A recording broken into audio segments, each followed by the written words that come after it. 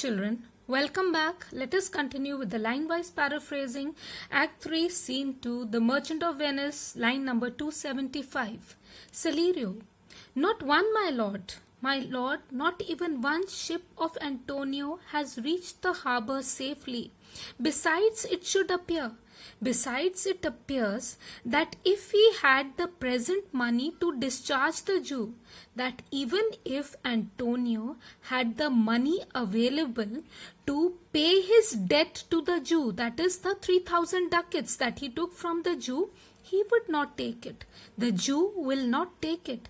Never did I know a creature that did bear the shape of man. He says, in my life, I have never known a creature in the shape of a human being, so keen and greedy to confound a man, who is so desperate and so greedy to destroy another human being. He plies the Duke at morning and night. He is requesting the Duke both morning and evening, and doth impeach, and he is questioning the freedom of the state. If they deny him justice, he is questioning the integrity of the law of Venice, if the law of Venice refuses to give him justice. 20 merchants, the Duke himself and the Magnificos. He says 20 merchants, the Duke himself and many noblemen of greatest port. Greatest port means having great powers and designation, have all persuaded with him. They have all reasoned with him. But none can drive him from the envious plea. But none of them can persuade him from this jealous request, this revengeful request of forfeiture. This is the forfeiture of the bond of justice and his bond. None of them have been able to change his mind, to give up the bond, to cancel the bond, and to take the money instead. Jessica. When I was with him, I have heard him swear to Tubal and to Chus, his countrymen. So Jessica says, when I was there with my father, I have heard him swearing to two of his countrymen, that is two other fellow Jewish men, Tubal and Chus, that he would rather have Antonio's flesh, that he would rather take Antonio's flesh than 20 times the value of the sum. Then 20 times the value of the sum that he did owe me. 20 times the value of the sum that he took from Shylock would be 20 into 3,000 ducats. He is not ready to take 20 into 3,000 ducats also.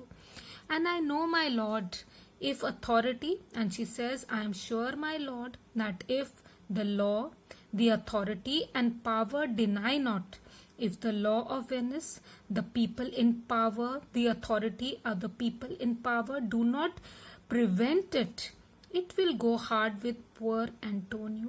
It is going to go against poor Antonio. Portia. Is it your dear friend that is thus in trouble? So Portia is asking Bassanio, is it your dearest friend who is in trouble? Bassanio, the dearest friend to me. He says, yes, my dearest friend, the kindest man. He is the kindest man in the whole world. The best conditioned means the best, good-natured, kindest man. An unvaried spirit. He has an untiring spirit in doing courtesies. In doing courtesies means in doing deeds of kindness to the other people.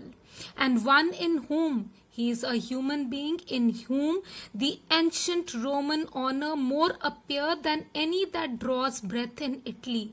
And he is a man in whom the loyalty, the ancient Roman honor of showing loyalty to friends and countrymen, it appears the most in him than any other man alive in Italy. That he is the most courteous, helpful, kindest man in the whole of Italy. What sum owes he the Jew? So Portia asked Bassanio, how much money does he owe the Jew? For me, 3,000 ducats. So Bassanio replies, he has taken for me 3,000 ducats. Portia, what? No more? Portia is amazed. Oh my God, it's just 3,000 ducats, nothing more.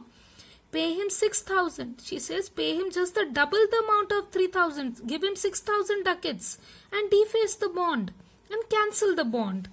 Double 6,000. If 6,000 is less, double 6,000 ducats and then treble it. Double 6,000 ducats and multiply it by 3. Before a friend of this description, before a friend like him, whom you have described to be the kindest and the doing courtesies to all the people, he shall lose a hair through Bassanio's fault. Before a friend like you should even lose a single hair of his because of Bassanio's fault. First go with me to the church and call me wife.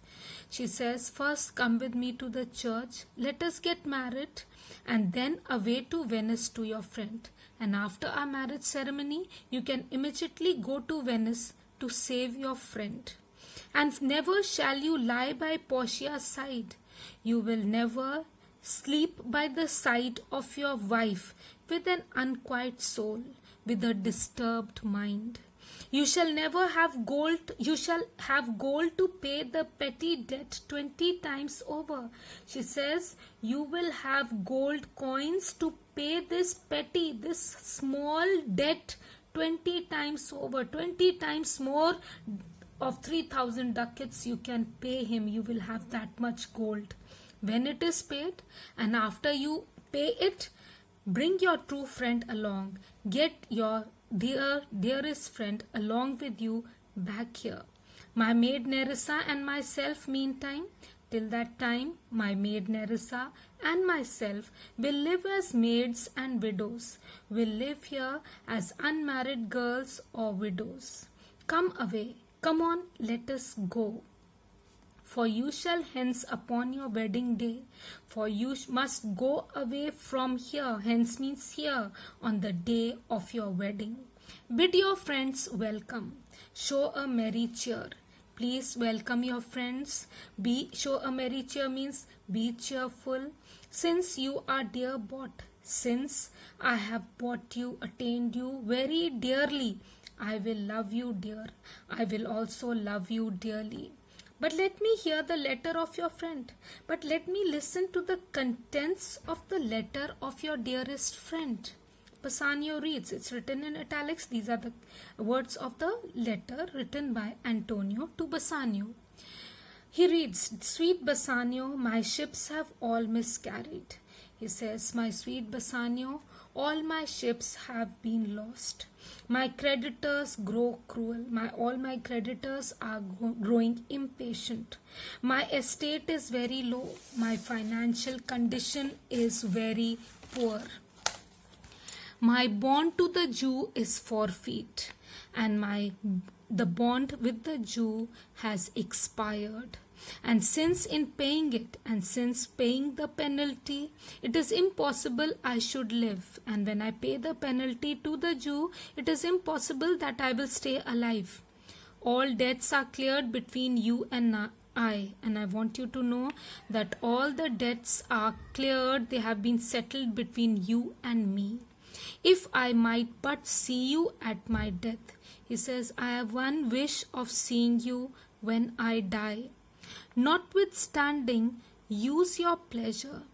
In spite of what I want, you can see your wish. It does not mean that I want to see you when I die. It should not force you. You do as you please. If your love do not persuade you to come, let not my letter.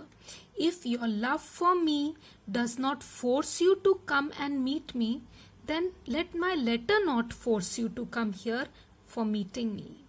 Portia, O love, dispatch all business and be gone.